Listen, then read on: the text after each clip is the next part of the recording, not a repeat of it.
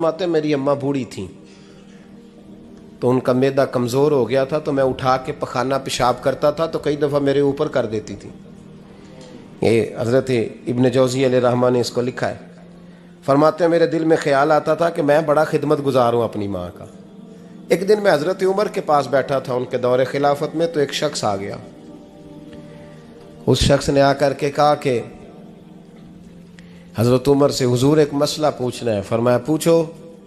وہ کہنے لگا حضور میری اماں بوڑھی ہو گئی ہے، بیمار رہتی ہے، مریضہ ہے، مجھے آواز دیتی ہے بیٹے پیشاب آیا ہے، آواز دیتی ہے تو میں اماں کو اٹھاتا ہوں، ابھی میں بیت الخلاء تک واش روم تک جاتا نہیں کہ میری اماں میرے اوپر پیشاب کر دیتی ہے۔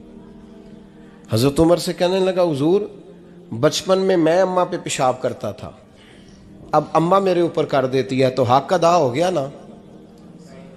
حضرت ابو ہریرہ کہتے ہیں جب اس نے سوال پوچھا تو میرے بھی کان کھڑے ہو گئے۔ میں نے کہا یہ تو میرے والا مسئلہ پوچھ رہا ہے، میرے والا مسئلہ پوچھ رہا ہے۔ میرے پاس ایک دوست جمعہ پڑھنے آتے ہیں بڑی دور سے، مجھے کہنے لگے حضرت صاحب جدوں بھی میں آنا نا تسی میری ہوئی گل چھیڑ دیندے ہو، وہ جو بات ہوتی ہے نا بالکل میری ہوتی ہے۔ میں نے کہا نہیں یار جو میں کر رہا ہوتا ہوں وہ میری بھی ہوتی ہے، وہ سارے معاشرے کی ہوتی ہے۔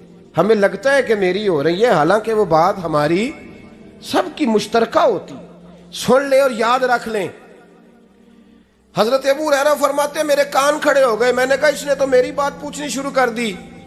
حضرت فاروق اعظم سے کہنے لگا حضور بچپن میں اماں پہ پیشاب کرتا تھا، وہ میرے اوپر کر دیتی ہے تو حق ادا ہو گیا۔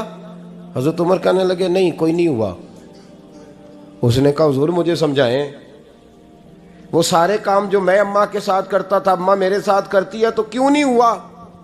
حضرت عمر کہنے لگے بھائی پیشاب تو بھی اماں پہ کرتا تھا اور اماں بھی تیرے اوپر کرتی ہے، پر تیری اور تیری ماں کی سوچ میں بڑا فرق ہے۔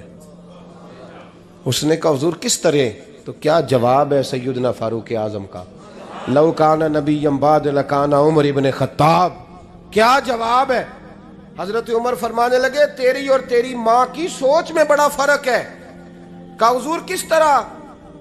فرمایا جب تیری اماں تیرے اوپر پیشاب کرتی ہے نا تو دعا کرتا ہے کہ یا اللہ بوڑھی ہو گئی ہے اسے پردہ دے دے، اور جب تو اپنی اماں پہ پیشاب کرتا تھا تو وہ دعا کرتی تھی یا اللہ میرے لال کو لمبی زندگی عطا فرما۔ فرمایا یہ تیرا اور اس کا فرق ہے، تو پردے کی دعائیں۔ سنے عزیزو، کہا جب تیری اور تیری ماں کی سوچ میں، اور نبی پاک صلی اللہ علیہ وسلم نے فرمایا ہے جتنے بھی گناہ انسان کرتا ہے نا اللہ کریم سزا کو روک دیتا ہے، قیامت میں سزا دے گا، اور جو ماں باپ کا نافرمان ہے نا اس کو دنیا میں بھی سزا ملے گی۔ جو ماں باپ کا نافرمان ہے اسے دنیا میں بھی، آپ یقین کریں بچے تھوڑا سا پڑ جاتے ہیں بیچارے تو ماں باپ سے کہتے ہیں ابا جی تسی پرانے دور دے ہو، تو انہوں کی پتہ ہوئے، اور تجھے پتہ ہی نہیں بھائی، تجھے خبر ہی نہیں، یہ پرانے دور کے نہیں، تو بیوقوفوں کے دور کا ہے۔ حضرت مالک بن دینار فرماتے میں نے 60 حج کیے، ایک حج کے موقع پر میں نے بڑا رش دیکھا، لاکھوں کا اجتماع ہوا۔ میری باتوں کی سمجھ تو آ رہی ہے نا آپ دوستوں؟ جو نہیں بول رہے انہیں بھی آ رہی ہے نا؟ اللہ جزا دے۔ کہتے ہیں لاکھوں کا مجمع تھا تو میرے دل میں خیال آیا، میں نے کہا اے اللہ اتنے لوگ آئے ہیں ان کا حج قبول بھی ہوا ہے کہ نہیں؟ فرماتے ہیں میں سوچ رہا تھا تو رات کو نا خواب میں نے کسی کہنے والے کو کہتے ہوئے سنا کہ سب کا قبول ہو گیا ہے، بلخ کا رہنے والا محمد بن ہارون بلخی ہے، اس کا حج قبول نہیں ہوا۔ فرماتے ہیں شہروں کے علیحدہ علیحدہ خیمے لگتے تھے، اب بھی آپ حج کرنے جائیں تو پاکستانیوں کی رہائشیں علیحدہ ہوتی ہیں، انڈین کی علیحدہ، بنگلہ دیش کے علیحدہ، مصری، یمنی، سب لوگ علیحدہ علیحدہ رہائشیں ہوتی ہیں، جھنڈے لگے ہوتے ہیں ملکوں کے۔ کہتے ہیں میں نے سویرے اٹھ کے ڈھونڈنا شروع کر دیا، ڈھونڈتا ہوں وہ بندہ ملے۔ کہتے ہیں جہاں بلخ شہر کے لوگ رہتے تھے وہاں چلا گیا تو میں نے لوگوں سے پوچھا تم میں محمد بن ہارون بلخی کون ہے؟ لوگ کہنے لگے وہ تو بڑا نیک آدمی ہے، پرہیزگار ہے، بڑے بولے بالے، بڑے اللہ والے، ریاض آپ کو بس ہم ہی جانتے ہیں، وہ تو بڑا نیک ہے، پرہیزگار آدمی۔ میں نے کہا اچھا کہاں ہے؟ انہوں نے کہا پہاڑ کے پیچھے اس نے خیمہ لگایا ہوا ہے، ساری رات عبادت کرتا ہے، سارا دن روزہ رکھتا ہے، قائم اللیل ہے، صائم الدہر ہے۔ کیا بات؟ فرماتے ہیں میں ان لوگوں کی بات سن کے حیران ہو گیا کہ مجھے کیا بتایا گیا، یہ کیا کہہ رہے ہیں؟ فرماتے ہیں میں پہاڑ کے پیچھے گیا۔ حضرت مالک بن دینار علیہ رحمہ فرماتے ہیں جب میں وہاں پہنچا تو میں نے اس شخص کو مصلی پہ بیٹھے دیکھا، کثرت عبادت کے آثار اس کے وجود پر نظر آ رہے تھے، سیدھا بازو اس کا کٹا ہوا تھا۔ فرماتے 2 رکعتیں مکمل کر کے نا میں نے اسے السلام علیکم کہا تو مجھے کہنے لگا وعلیکم السلام، آپ مالک بن دینار ہیں؟ میں نے کہا بڑی اس کی فراست ہے۔ فرماتے پھر اس نے ٹھنڈی سانس لی، کہنے لگا آپ کو خواب آئی ہوگی کہ میرا حج قبول نہیں ہوا۔ فرماتے ہیں مجھ پر اور بجلی گری کہ کیا کہہ رہا۔ فرماتے میں نے کہا یار لوگ بھی تیری تعریف کر رہے ہیں اور تیری بصیرت بھی بڑی ہے، تو یہ ماجرا کیا ہے؟ کہنے لگا آپ نہ پوچھیں۔ یہ کہہ کے اس نے رونا شروع کیا، دیر تک روتا رہا۔ میں نے کہا نہیں یار تو بتا۔ کہنے لگا نہیں آپ نہ پوچھیں، آپ ناراض ہوں گے۔ میں نے کہا میں نہیں ہوتا، تو بولنا۔ کہنے لگا حضور 24 سال ہو گئے مجھے حج کرتے ہوئے، 24واں حج ہے میرا، اور ہر سال کوئی اللہ کا ولی آ کے بتاتا ہے کہ جا چلا جا تیرا کوئی نہیں قبول ہوا۔ بے پروائی ویک سجن دی جتھے کسے دی پیش نہ جاوے، انہیں تاجاں والے در در رولے تے منگتیاں تخت بٹھاوے، آزم کسے نو کارا ملدا ہی کوئی کعبے و خالی آوے۔ کہتے ہیں اس نے مجھے کہا حضور 24واں حج ہے، ہر سال کوئی بتاتا ہے۔ میں نے کہا تیری غلطی۔ کہنے لگا میں اپنی ماں کا نافرمان۔ میں نے کہا واقعہ کیا ہوا؟ کہنے لگا حضرت اللہ نے مجھے دولت دی، مال دیا، زمینیں دی تو میں عیاش ہو گیا۔ آپ یقین کریں اللہ لوگوں کو مال دیتا ہے تو وہ سمجھتے ہیں میری چلاکی سے آیا ہے، میں تیز بڑا تھا اس لیے آیا ہے، نافرمان ہوتے ہیں۔ لیکن جو رب لینا جانتا ہے دینا جانتا ہے وہ لینا بھی۔ وارث شاہ مان کری نہ وارثاں دا، رب بے وارثہ کر کے مار دائی۔ لوگ بڑے سمارٹ بن جاتے ہیں، ان کی گفتگو میں بڑا تکبر ہوتا ہے، ان کے نگاہوں کے انداز میں بڑے وہ کہتے ہیں اوہ سب لوگ بیوقوف ہیں صرف میں سیاںا ہوں، کام جو صحیح چل رہا ہے۔ او بھائی 1 منٹ لگتا ہے انسان کو بادشاہ سے فقیر ہونے میں۔ ایک امام مالک رحمۃ اللہ علیہ بیٹھے تھے تو ہارون رشید آپ سے کہنے لگا امام ابو مالک سے حضرت بتائیں اس وقت اللہ کیا کر رہا ہے؟ آپ فرمانے لگے یار تو بڑے موٹے دماغ کا ہے، کس طرح کے سوال پوچھتا ہے؟ بادشاہ تھا نا، کہا نہیں آپ بتائیں۔ تو امام مالک فرمانے لگے تو تخت پہ بیٹھ کے سوال پوچھتا رہتا ہے اور میں نیچے بیٹھ کے جواب دیتا رہتا ہوں، نیچے آ پھر بتاتا ہوں۔ اس نے کہا جناب بتائیں۔ فرمانے لگے تو سوالی ہے نا، تو تو نیچے بیٹھ اور میں اوپر بیٹھتا ہوں۔ کہ جناب آ جائیں۔ ہارون رشید نیچے آ گیا، امام مالک تخت پہ بیٹھ گئے۔ فرمانے لگے اب بتا کیا پوچھ رہا تھا؟ کہنے لگا حضور پوچھا تھا اللہ اس وقت کیا کر رہا ہے؟ فرمانے لگے رب اس وقت تجھے سمجھا رہا ہے کہ اس تخت پہ تکبر نہ کرنا، 1 منٹ لگتا ہے میں تجھے اٹھا کے مالک کو بٹھا دیا کرتا ہوں، یہ تجھے سمجھا رہا ہے، لہٰذا اس سمجھ پہ قائم رہنا، تکبر نہ کرنا، 1 ہی تو منٹ لگتا ہے، یہ تجھے سمجھا رہا ہے۔ تو وہ شخص کہنے لگا محمد بن ہارون بلخی امام مالک بن دینار سے کہ حضور بڑی دولت تھی تو میں عیاش ہو گیا تھا، رمضان کا مہینہ تھا، اماں تندور میں روٹیاں لگا رہی تھی، میں شراب پی کے گھر آ گیا۔ ہمارے ہاں یہ بھی فیشن ہے نا، اب مہندی والے دن چودھری صاحب کے ڈیرے پہ جوان شراب پیتے ہیں تو پوچھتے ہیں حاجی صاحب آپ تو حاجی بھی ہیں تو ڈیرے پہ منڈے کیا کرتے رہے؟ کہتے میں ڈیرے تے تھا مینوں نہیں پتا، وہ کار لگے سن۔ حاجی صاحب آپ کو سارا پتہ ہے اور اللہ آپ سے پوچھ لے گا۔ یہاں تو کوئی آدمی چپ کر جائے گا آپ کے قلوں کی وجہ سے، لیکن عرش کے مالک کو بھی تو جواب دینا ہے کہ نہیں؟ کیا طریقہ ہے؟ دیکھیں نا، کل والے دن محفل اور مہندی والے دن اللہ سے صرف دکھوں کا رشتہ ہے، رسول اللہ سے صرف غموں کا رشتہ ہے۔ اگر تو نے ڈھول ڈمکا شور شرابہ کیا ہے شادی والے دن تو کل والے دن بھی بجا، تیرا پتہ چلے، جنازے پہ بھی بجا۔ کیا تماشا ہے؟ مذہب صرف رسم ہے، ضرورت ہے؟ کوئی مر گیا تو قرآن پاک کھول لو، باقی جو مرضی کرو، حج بھی کیتی جاندے ہو، لو بھی پیتی جاندے ہو، کھو کے مال یتیماں دا بھیج مسیتی جاندے ہو، پھٹ دلاں دے سیندے نہیں، ٹوپیاں سیتی جاندے ہو، نفس تے چھری پھیر دے نہیں، بکرے کیتی جاندے ہو، فرض پلائی بیٹھے ہو، نفلاں نیتی جاندے ہو، او دسو تے سی بلے نو اے کی کچھ کیتی جاندے ہو، او دسو تے سی بلے شاہ نو کی کچھ کیتی جاندے ہو۔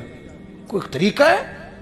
کول شریف پہ مولوی صاحب تشریف لائیے گا، ابا جی کے کول ہیں، تو میں تو کہتا ہوں بجا نہ بینڈ باجے والا آج بھی، ذرا پتہ چلے کہ یہ دو کام کیسے ہوتے ہیں، تو کس طرح دو کشتیوں کا سمجھ نہیں آتی بات کی۔ میں تو جاتا ہی نہیں بینڈ باجے والی شادی پہ، میں کہتا جب کو مردی پڑھا لو نے کہا، ہم سے نہیں دو کام ہوتے، اللہ روزی دینے والا ہے، ایک ہی کرتے ہیں، دو رنگی چھوڑ کے یک رنگ ہو جا، سراسر موم ہو جا یا سنگ ہو جا، موج کرو۔ ہم اس چکر میں پڑتے ہی نہیں، ہم وہ راستہ ہی چھوڑ دیتے ہیں جو ہماری طبیعت کے مطابق نہیں ہوتا، بس ختم ہو گئی بات۔ اس لیے غور کریں اور یاد رکھیں اس بات کو۔ امام مالک بن دینار رحمۃ اللہ علیہ فرماتے ہیں، مجھ سے کہنے لگا پیسے آئے تو میں عیاش ہو گیا، رمضان کا مہینہ تھا، عصر کے بعد میری اماں افطاری کی تیاری کر رہی تھی، میں گیا، میں نے کہا شراب پی ہوئی، اماں روٹی دے، تو اماں کہنے لگی شرم کر، شرم کر، روزہ رکھا نہیں تو جنہوں نے رکھا ہے ان کا تو خیال کر۔ کہتے اماں کی بات کا مجھے غصہ لگا، میں کہا کرتا ہوں بد نصیب ہے وہ بیٹا جس کا باپ اس سے بات کرتے ہوئے ڈرتا ہے کہ پتہ نہیں کہاں سے بولے گا۔ بد نصیب نہیں وہ بیٹا جس کی ماں اس سے بات کرتے ہوئے سہم جاتی ہے کہ پتہ نہیں کون سی بولی بولے گا۔ بد نصیب نہیں کہ ماں باپ بھی جس سے کھول کے بات نہ کر سکیں۔ حضرت مالک بن دینار سے کہنے لگا، اماں نے جب کہا نا شرم کر تو مجھے غصہ آیا، میں نے ماں کو تھپڑ مارا اور میری ماں جلتے ہوئے تندور میں گری۔ لوگوں نے مجھے پکڑ کے اندر بند کر دیا کمرے میں، ساری رات میں شور سنتا رہا پر نشے میں دھوت رہا۔ سویرے آنکھ کھلی تو میری بیوی بیگ باندھ رہی تھی، میں نے کہا کہاں جا رہی ہو؟ کہنے لگی جو ماں کا نہیں بنا میرا کیسے بنے گا؟ وہ میں نے کہا میری اماں کا، وہ تو لوگوں نے رات کو ہی دفن کر دی جنازہ پڑھ کے۔ تڑپ کے کہنے لگا مجھے کیوں نہیں بتایا؟ تو کہتے ہیں لوگ کہنے لگے تیری مرتی ہوئی ماں کہہ گئی تھی اسے میرا منہ نہ دیکھنے دینا، میرے جنازے کے قریب نہ آئے۔ حضرت مالک بن دینار فرماتے ہیں جب اس نے یہ بات سنائی تو میں نے بھی اس کے منہ پہ تھپڑ مارا۔ میں نے کہا تو اسی قابل ہے۔ کہتے ہیں وہ رونے لگا، حضور دعا کرے اللہ مجھ سے راضی ہو جائے۔ کہنے لگا جب ماں کی انتقال کی خبر ملی تو میں نے کلاڑی لے کے وہ ہاتھ کاٹ دیا جس سے ماں کو مارا تھا، میں نے ساری جائیدادیں خیرات کر دیں۔ 24 سال ہو گئے، 24 سال ساری رات نماز پڑھتا ہوں، روزہ رکھتا ہوں، حج کرتا ہوں، پر ہر سال کوئی آ کے کہتا ہے جا دوڑ جا تیرا کوئی نہیں قبول ہوا۔ حضور دعا کرے مالک راضی ہو جائے۔ فرماتے میں تھپڑ مار کے آ گیا، میں نے کہا تجھ سے راضی ہو جائے اتنے ظالم سے؟ امام مالک فرماتے ہیں رات کو آ کے سویا تو مجھے خواب میں رسول پاک کا دیدار ہوا، تو نبی پاک علیہ السلام نے فرمایا مالک تو اسے مایوس کیوں کر آیا ہے؟ اللہ تو بڑا مہربان ہے۔ کہا حضور ماں کے نافرمان کو معافی کیسے ملے گی؟ تو امام مالک فرمانے لگے نبی کریم نے فرمایا جا اسے جا کے بتا دے تجھے قیامت میں تیری ماں کی وجہ سے بخش دیا جائے گا۔ کہا حضور اماں کی وجہ سے کس طرح؟ تو محبوب فرمانے لگے اس کی ماں قیامت میں اس کے خلاف مقدمہ دائر کرے گی رب کریم کی عدالت میں، اے اللہ میں نے 9 ماہ پیٹ میں رکھا، درد سہ کے اسے جنا، جگر کا خون پلا کے پالا اور اسی نے مجھے قتل کیا۔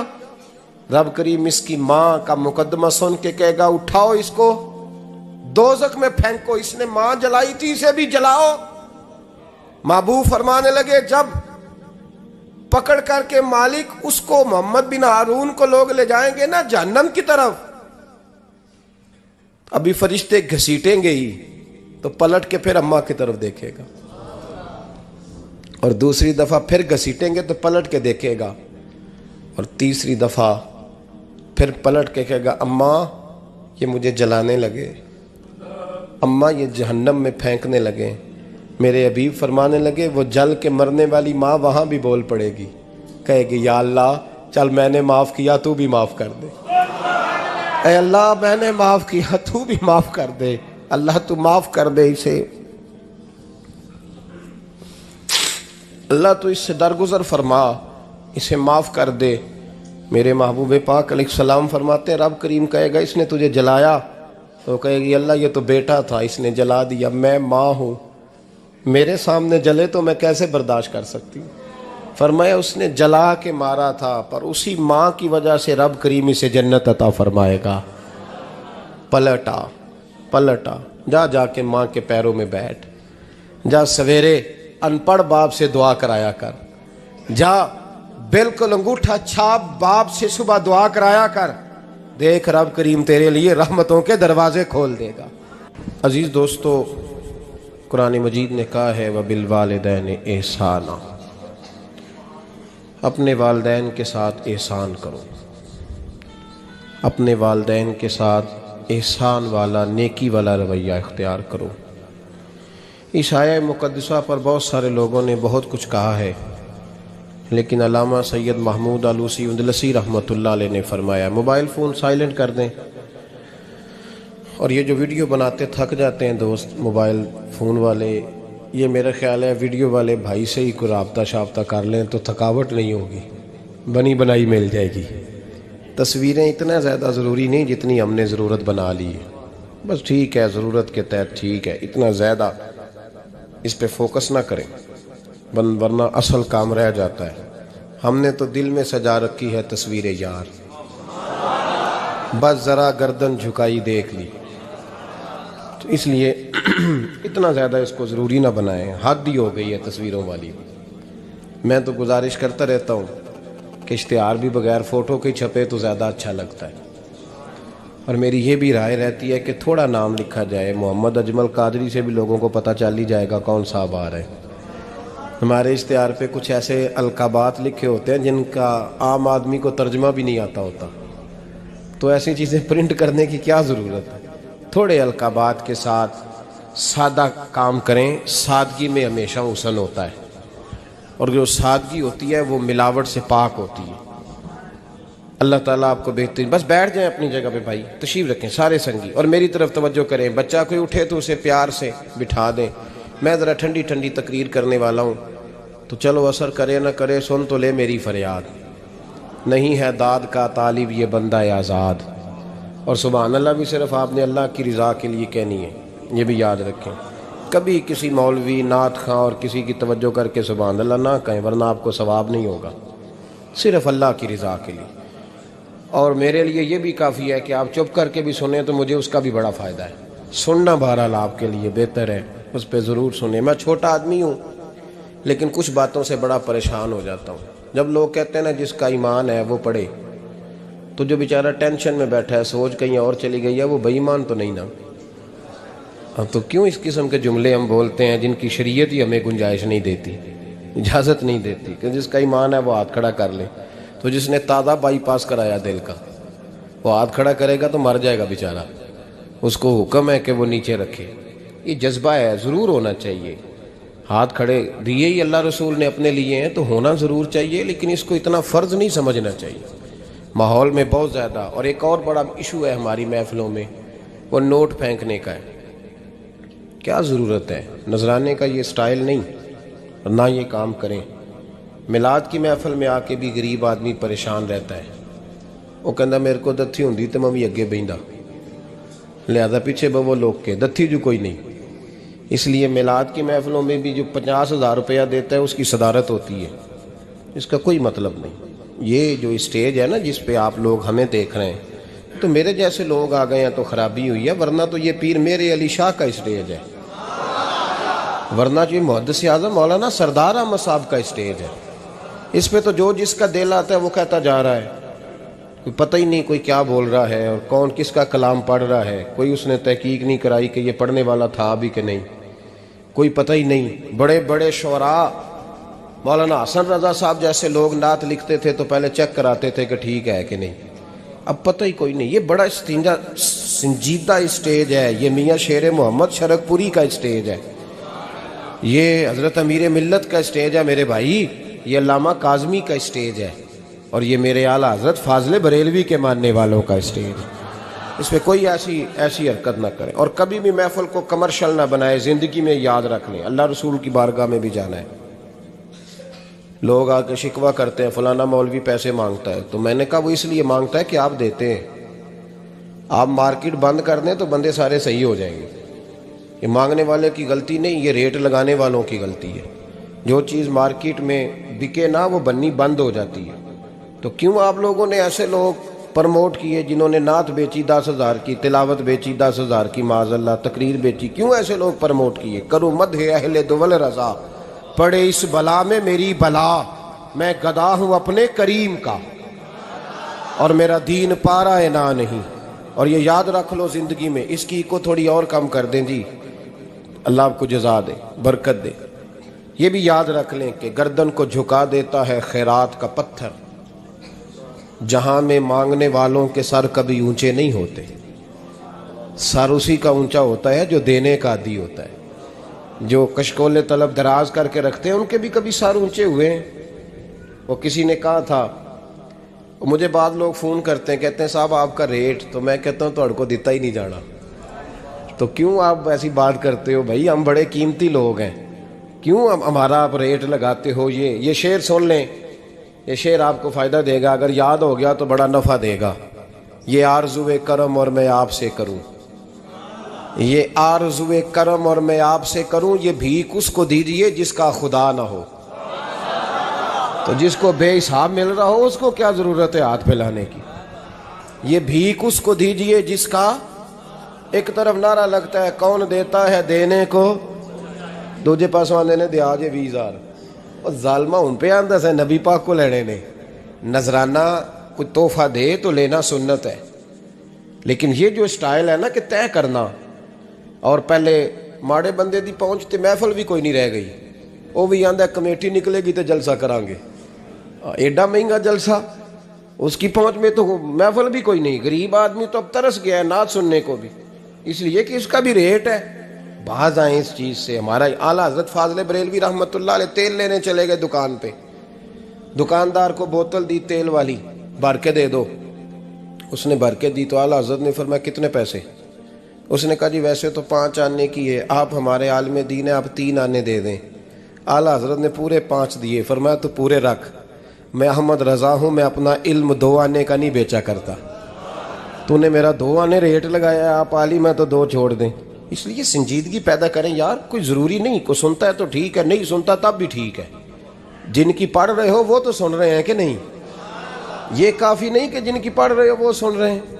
اس لیے مہربانی فرمائیں، اس ماحول کو خاصا سنجیدہ کریں، اس پر خاص محنت کریں۔ اس لیے نہیں کہہ رہا بنانے کے لیے، مسجد میں بیٹھا ہوں باوضو ہوں، میرا دل نہیں مانتا جب میں اسٹیج پہ ہوں تو کوئی بندہ نعرہ لگائے۔ کیوں بھائی؟ کچھ ضروری ہے؟ بوڑھا آدمی بیچارہ بیمار بیٹھا ہے اور عشاء کا وقت کا وہ آیا ہوا ہے، اور نبی پاک صلی اللہ علیہ وسلم نے فرمایا سفید بالوں کی عزت اسی طرح ہے جس طرح تم نے اپنے اللہ کی عزت کی ہے۔ یہ بخاری مسلم کی حدیث ہے۔ فٹافٹ کھڑے ہو جاؤ جی، پیر صاحب آ گئے تھے، پیر صاحب ٹائم نہ لاؤں دے آؤ۔ کیوں یہ کام کرتے ہیں؟ کچھ بھی نہیں ہوتا، جو عزت کرتا ہے اس کا پتہ ہوتا ہے دل سے کر رہا ہے، بیٹھا رہنے دے لوگوں کو، کوئی فرق نہیں۔ یہ بڑی خوبصورتی پیدا کریں، آپ ماحول کو صحیح کریں، آپ کے جل سے کئی گنا زیادہ بڑے ہو جائیں گے انشاءاللہ تعالی۔ اور میری آخری گزارش، تمہیدی بات کر رہا ہوں، وہ یہ ہے کہ محفلوں کی ترتیب لگائیں۔ جو قاری صاحب نے عشاء کے فوراً بعد تلاوت کی انہوں نے بھی قرآن ہی پڑھا تھا، وہ بے قاعدہ کیوں تھی؟ پھر جو دوبارہ 1.5 گھنٹے کے بعد باقاعدہ شروع ہو گئی تو وہ قرآن پاک نہیں تھا؟ کہتے ان باقاعدہ شروع ہونے لگی ہے، کیا مطلب ہے اس کا؟ باقاعدہ محفل عشاء کے بعد شروع کریں، ٹائم دیں، نعت خواں کو وقت دیں، اور دعا کا ٹائم لکھیں۔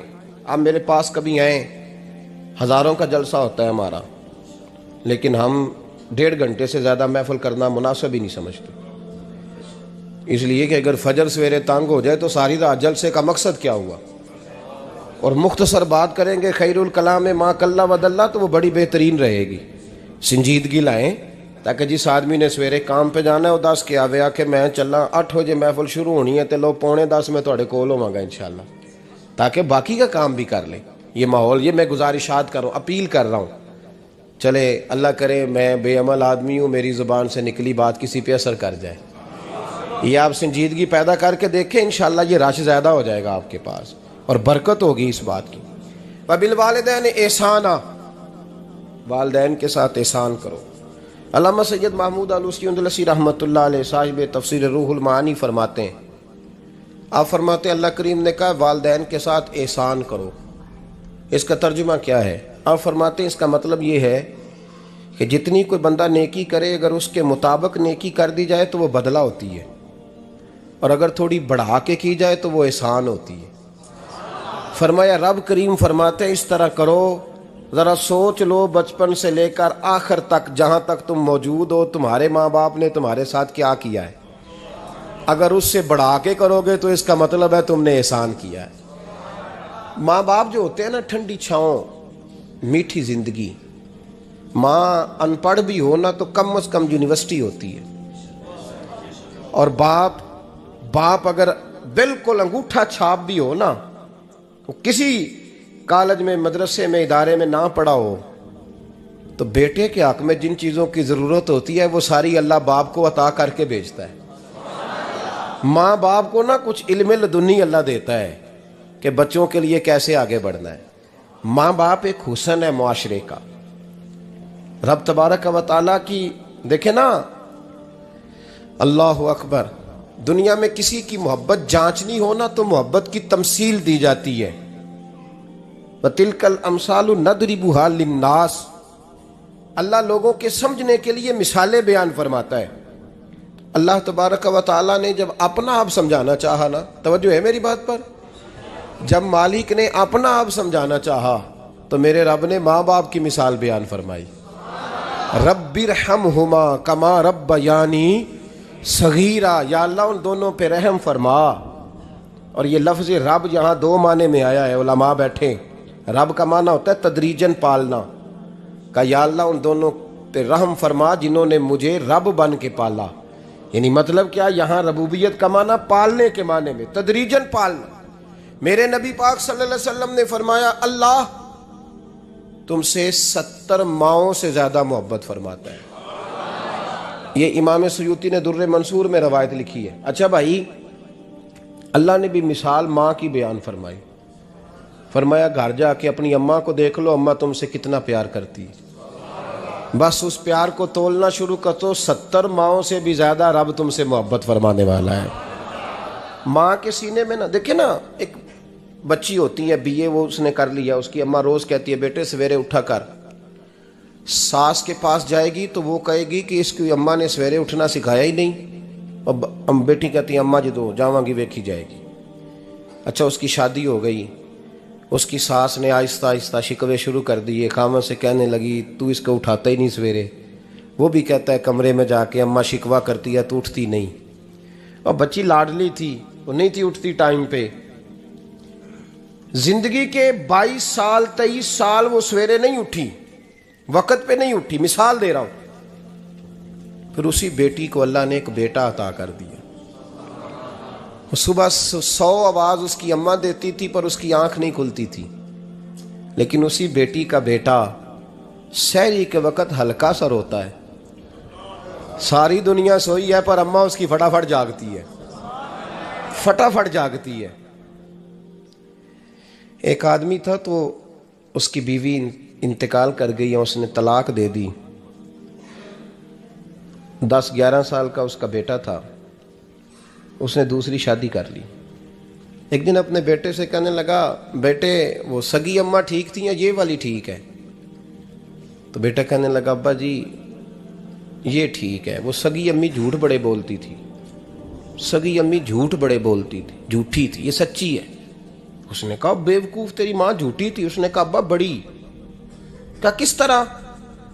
کہنے لگا ابا جی میں نا کبھی، آپ کو پتہ میں شرارتی ہوں، کبھی میں شرارت کرتا تھا نا، کوئی برتن توڑ دیتا تھا تو میری سگی اماں مجھے تھپڑ مار کے باہر نکالتی تھی، کہتی تھی میں تالا لگاؤں گی باورچی خانے کو، تجھے ساری رات روٹی نہیں دینی، تو آج بھوکا ہی رہے گا، بالکل نہیں دینا، ساری رات نہیں دینا۔ بڑے دعوے کرتی تھی، قسمیں اٹھاتی تھی، پر بڑی جھوٹی تھی۔ آدھا گھنٹہ بھی نہیں گزرتا تھا تو گلیوں میں مجھے ڈھونڈنے لگ جاتی تھی، ڈھونڈ کے لاتی تھی، ڈھونڈ کے، اور لا کے نا تو غلطی میری ہوتی تھی، رونا میری اماں شروع کر دیتی تھی، وے اوے مینوں نہ ستایا کر وے پترا، پھر میری مرضی کا کھانا مجھے پکا کے دیتی تھی۔ میری مرضی کا. اور پھر میری اماں مجھے تحفہ بھی دیتی تھی. ابا جی وہ جھوٹی تھی, پہلے کہہ رہی تھی ساری رات نہیں دینا, اب آدھا گھنٹہ. یہ بڑی سچی ہے, جواب بھائی ہے. میں شرارت کرتا ہوں تو تھپڑ مار کے نکال دیتی ہے, کہتی ہے روٹی نہیں دینی. پھر میں ساری رات رو کے گزارتا ہوں پر نہیں دیتی. یہ سچی ہے, وہ جھوٹی تھی. تو ماں کے درد کو کیا سمجھے. بچے تو کہتے ہیں اماں نے ہمیں قید کر دیا, اماں کہتی ہے میری مرضی سے کھاؤ. اور تجھے نہیں پتا اس نے قید نہیں کیا, وہ تم سے پیار بڑا سچا کرتی, اور بڑا سچا پیار کرتی ہے تیرے ساتھ, بڑا سچا. بیٹا برگر کھا کے آ جاتا ہے, اماں کہتی ہے روٹی کھا لے, کہتا ہے نہیں آپ نے بینگن پکائے ہوئے ہیں میں نے نہیں کھانے. تو اماں منتیں کرتی ہے, کہتی ہے چل توں دس کی کھانا ہے, تینوں سیویاں نہ بنا دیاں, فٹافٹ دال پک جائے گی, کیا کھائے گا. وہ ابا جی میری طرح قریب سے کہتے ہیں چھڈ پر, بھوک لگے گی تو آپ ہی کھا لے گا. لیکن اماں کہتی ہے اس نے روٹی نہ کھائی تو مجھے نیند نہیں آئے گی. تو اس درد کو سمجھنا. میں غلام ہوں ایک آستانے کا, اور میں سمجھتا ہوں جو کسی کا مرید ہی نہیں اس پر تو سایہ ہی نہیں, اسے چاہیے کسی بزرگ کا سایہ حاصل کرے. لیکن بھائی یہ بات بھی بڑی سچی ہے کہ میرے جیسے پیر کے ہاتھ میں 5,000 روپیہ نذرانہ دو نا, پیر صاحب دعا کرنا, تو پیر صاحب نے دعا پکی یاد کی ہوئی ہے سب کے لیے, رٹی رٹائی, اللہ خیر کرے اللہ بھلا کرے, اور سب کے لیے رٹا لگایا ہوا ہے.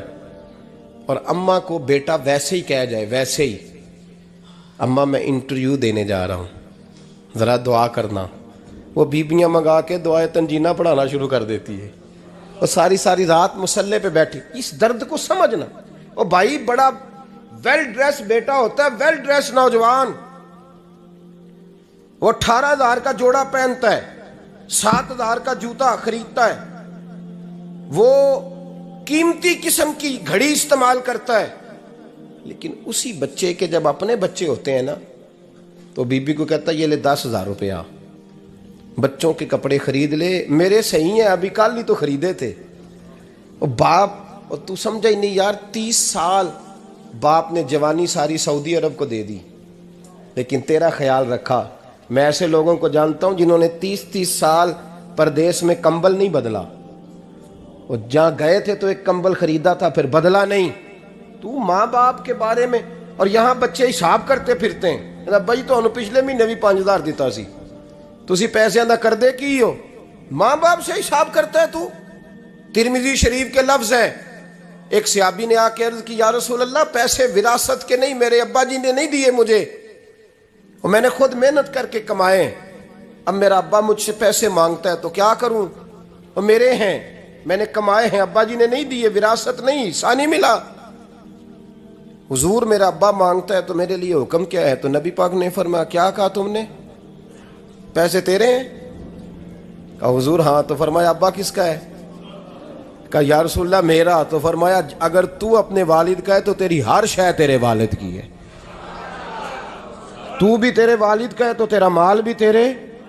ماں اور باپ یہ تو حسن ہے زندگی کا, یہ تو وقار ہے انسان کا. جب تک ماں باپ کا ہاتھ پکڑ کے چلو گے نا رستے سیدھے رہیں گے, اور جس دن انگلی چھوڑ کے سڑک پہ نکلنا پڑا نا سر چکرانے لگے گا. یاد رکھنا یہ بڑا مشکل کام ہوتا ہے. لوگوں کا تو رخ ہی اس دن واضح ہوتا ہے جس دن آدمی سائے سے محروم ہوتا ہے. اماں تو کمرے میں پڑی ہو نا, اورنگزیب عالمگیر کی ماں فوت ہو گئی, 350 کمرہ تھا محل کا, اور اماں 12 سال ٹانگوں سے معذور رہی اورنگزیب عالمگیر کی. اماں 12 سال کمرے سے نکل نہیں سکی, ساتھ ہی واش روم تھا یا جو بھی اس دور میں طریقہ تھا. اورنگزیب جب محل میں آتے تھے تو پھر بھی سیدھے اماں کے پاس جاتے تھے, اور جب واپس نکلتے تھے پھر بھی اماں کے ساتھ. اورنگزیب کی ماں کا جنازہ اٹھا تو اورنگزیب نے رونا شروع کیا. پھر سالوں بیت گئے پر اس کے آنسو خشک نہیں ہوتے تھے. ایک شخص نے کہا تیری کوئی انوکھی مر گئی ہے, ساری دنیا کی مرتی ہیں. اس نے کہا میں بادشاہ ہوں, 24 گھنٹے لوگوں کا آنا جانا ہے, بڑے دبدبے ہیں, بڑے ڈیرے داریاں ہیں, بڑی بھینسیں, بڑی گائیں, بڑے کھانے والے, بڑے لانگری. میری ماں بوڑھی تھی, ایک کونے میں پڑی رہتی تھی, پر جب سے وہ گئی ہے یہ مجھے محل نہیں لگتا, مجھے قبرستان لگتا ہے. مجھے لگتا ہے یہ قبرستان ہے. ماں اور باپ تو تیری نعمت ہے بھائی. ہم بچے, ہمارے آج کل کے بچوں نے ایک مسئلہ بڑا پکا یاد کر لیا, کہتے ہیں مولانا پیر صاحب پسند کی شادی کرنا جائز نہیں؟ میں کہتا ہوں صاحب اور بھی بڑی چیزیں جائز ہیں، صرف ایک ہی شے جائز رہ گئی ہے۔ رسول پاک صلی اللہ علیہ وسلم سوائے اللہ کے کسی کے پابند نہیں، کسی کے پابند نہیں۔ پر جناب سیدہ خدیجہ الکبریٰ رضی اللہ تعالیٰ عنہ نے پیغام نکاح دیا، یا رسول اللہ میں شادی کرنا چاہتی ہوں، حضور کسی کے پابند نہیں، پر میرے محبوب نے فرمایا میرا چچا میرے والد کی جگہ ہے، میں اپنے چاچا سے پوچھ کے تمہیں جواب دوں گا۔ یہ ہے پسند کی شادی جو میرے نبی نے بیان فرمائی ہے۔ تو سارا کچھ کراس کر کر کے گزر جاتا ہے، یہاں تو حال یہ ہے کہ پالنے والا کوئی اور سائے میں بیٹھنے والا، باغ تیرے دی کر کر راکھی میں ساری عمر گزاری، تو جدوں اے پھل پکن تے آیا تے لے گئے ہور بپاری۔ اور بیٹا گزرتا ہے اماں کے دروازے کے آگے سے، اماں کے دروازے کے آگے بیٹا امرود لے کے آیا ہے 6 کلو۔ توجہ ہے میری بات پر؟ ادھر دیکھیں جی، چھوڑیں تھوڑی دیر ہماری سنیں۔ وہ امرود لے کے آیا 5-6 کلو، تو اماں کے دروازے کے قریب سے گزر گیا رات کو، تو کمائی کھانے کا ٹائم آیا نا، تو گزر گیا۔ تو وہ وزیر اعظم سے ڈرتا ہے نا، تو جا کے بی بی سے کہتا ہے بی بی کے حقوق دینا بھی رسول اللہ کی سنت ہے، لیکن یہ کیا بات ہوئی، تو نے بیوی اور ماں کا مقابلہ شروع کرا دیا ہے؟ سمجھ تو صحیح، یہ تیرے لیے کعبے کی جگہ ہے اور تو بیوی کے لیے کعبے کی جگہ ہے، اسے بھی سمجھنا چاہیے، غور کرنا چاہیے۔ 5 کلو امرود لے کے تو ماں کے کمرے کے قریب سے گزر گیا ہے، بی بی کو جا کے کہتا ہے چل آدھا کلو اماں کو بھی دے آ، اس کے کون سے دانت ہیں، تو پلیٹ میں ڈال کے وہ لائی ہے۔ تو سمجھا ہی نہیں، تو نے غور ہی نہیں کیا۔ بندہ تو وہ ٹھیک نہیں تھا، نپولین، پر کسی نے اس سے پوچھا تھا بتا زندگی میں پیسے لینے کا مزہ کب آیا؟ اس نے کہا کہ مجھے مزہ تب آتا تھا کہ میں اپنی ساری کمائی لا کے اپنی اماں کے ہاتھ پہ رکھتا تھا، اور پھر جب میں اپنی ماں سے تھوڑا تھوڑا خرچہ لیتا تھا نا، تھوڑا تھوڑا، توجہ ہے میری بات پہ؟ اماں جی 10 روپے دے آجے، کہتا جب میں تھوڑا تھوڑا خرچہ لیتا تھا نا، تو مجھے یوں لگتا تھا جیسے میں بادشاہ وقت کے سامنے کھڑا ہوں اور وہ خزانے کا منہ کھول کھول کے مجھے دیتا جا رہا ہے۔ تو اس ذائقے کو سمجھ تو صحیح بھائی، تو اس کو سمجھ تو صحیح بھائی، یاد رکھیں اور غور کریں۔ ماں اور باپ، اور پھر یہ بھی سن لیں، نبی پاک صلی اللہ تعالی علیہ وآلہ وسلم نے ماں باپ کے لیے فرمایا ہما جنتک و نارک، یہی تیری جنت ہے اور یہی تیرے لیے جہنم ہے۔ اگر یہ راضی ہو گئے تو تیرے لیے جنت ہے، ناراض ہو گئے تو چاہے تو 100 پیر کے مزار پہ حاضری دے آ، لیکن جب تک ابا راضی نہیں اتنی دیر تک اللہ راضی۔ یہ حدیث پاک ہے، حضور نے فرمایا جس کے والد راضی اس کا اللہ راضی، اور جس کا باپ ناراض اس کا اللہ۔ ہاں بے شک، اب یہ حدیث ہے نا، تو سارے ولی ایک طرف بیٹھ جائیں، کہیں یا اللہ بخش دے مرید کو، لیکن اگر ابا کہے یا اللہ نہ معاف کرنا، تو اللہ ان اولیاء کی نہیں مانتا، والد کی مانتا ہے۔ اس لیے بلے شاہ آسمانی اڈدیاں پڑھنا ہے، جیڑا گھر بیٹھا انہوں پڑھیا ہی نہیں۔ بھائی یاد رکھو، ماں باپ سے پیار کرو، ان کی خدمت کرو، ان کے پاس بیٹھا کرو، اور ماں باپ کو ٹائم دیں، وقت دیں، چند گھڑیاں ان کے پاس بیٹھیں۔ آپ یقین کریں ابا جی سے آپ مشورہ کر لیں، صرف مشورہ، مرضی بے شک اپنی کریں، لیکن اس مشورے میں آپ کو اتنا سایہ ملے گا کہ زندگی میں کبھی ناکامی نہیں ہوگی۔ پر اسی سجن دی مننی ابے دی نہیں مننی، وہ پھٹے پہ جو نلائق ہماری طرح کا بیٹھا ہے اس سے مشورہ لینا ہے، والد سے نہیں لینا۔ باپ کے پاس بیٹھیں، اس سے مشورہ لیں۔ میرے ابا جی کسان تھے، میں نے اپنی زندگی میں ڈھیروں چیزیں اپنے باپ سے سیکھی ہیں، درجنوں چیزیں سیکھی ہیں۔ میرے والد بڑے خوددار تھے، مزاج میں عجیب سی خودداری تھی۔ کوئی بندہ کبھی حال پوچھ لیتا تھا نا کہ حالات کس طرح کے ہیں، تو فرماتے تھے بھائی اگر بتانا ہوا تو اپنے اللہ کو بتاؤں گا۔ الحمدللہ بڑا فضل ہے، میں نے ان کے ہاتھوں پہ ہمیشہ چھالے دیکھے، ہمیشہ چھالے، لیکن ان کا ہاتھ کبھی کسی دنیا دار کے سامنے پھیلتا ہوا نہیں دیکھا۔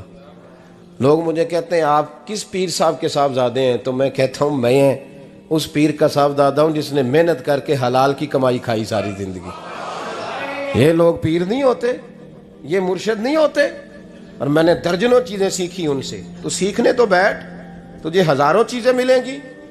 بھائی اپنی زندگی میں ماں باپ کی طرف دیکھو، سب سے ضروری کام ہے انہیں وقت دو۔ اماں کے او بھائی بڑا مشکل ہے دنیا داروں سے تعریف کرانا، تو اماں دے کول تے ایویں 2 منٹ راتی بھئی نہ آکھی اماں پیر کٹے نہ رضائی جو تیرے گھٹ چھڑا، تو اماں کہندی جا میرا پتر تھکیا آیا ہے تو سو جا کے، میں کدو کام لگی سا، میں کدو حال وان ڈئی سا، جا سو جا کے۔ بس یہ کاروائی ہے، تو نے 2 منٹ کے لیے کہہ دیا، سویرے پورے محلے میں تیری اماں کہے گی اللہ میرے پتر ورگا پتر سارے نو دے، راتی آؤندا ہے تے مینوں گھٹ کے سوندا ہے، اللہ گھٹیا کوئی نہیں سویا بھی کاروائی پائی سو، لیکن وہ سب کو بتاتی ہے۔ تو بھائی اتنی قیمتی چیز اور تو چھوڑ کے میں کبھی جلسے سے دیر سے آتا تھا نا، اب تو جاتا نہیں زیادہ جگہوں پہ، کوشش کرتا ہوں کہ چلو ماحول کے مطابق، تھوڑا خشک آدمی ہوں تو ہر جگہ سیٹ نہیں ہو پاتا، اس لیے کم جاتا ہوں۔ تو کبھی رات کو آتے تھے نا دیر سے، میری اماں جی شوگر کی مریض تھیں، تو میں چھوٹے بھائی کو فون کرتا تھا کہ اماں جی سو گئے، کہنے سو گئے۔ میں کہتا تھا کہ تو نہ اس طرح کر، نیچے آ جا، 2 بج گئے ہیں، وہ شوگر کی مریض ہیں، آنکھ کھل جائے نا تو دوبارہ لگتی نہیں بزرگوں کی، تو دروازہ کھول دے، اندر دستک دی تو دقت ہوگی۔ تو میں جوتے اتار کے اندر داخل ہوتا تھا، تو پہلا قدم رکھتا تھا تو میری اماں بول پڑتی تھی پتر آ گئے آ گئے ہیں۔